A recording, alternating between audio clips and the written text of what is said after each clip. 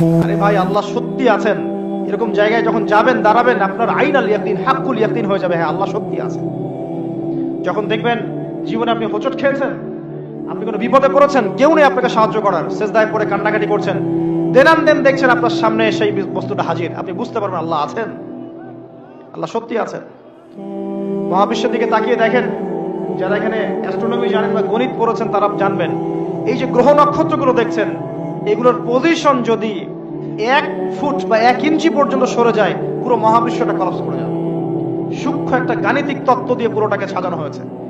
যদি চাঁদ 1 হাত সামনে চলে আসে, পৃথিবীর 1 হাত সামনে, এই পৃথিবী আর চাঁদের এই যে দূরত্ব, এর থেকে যদি 1 হাত সামনে চলে আসে, সূর্য যদি একটু পিছিয়ে যায়, দেখবেন যে পুরো পৃথিবীর বিশাল একটা অংশ এই যে বরফে ঢেকে যাবে, থাকবে না।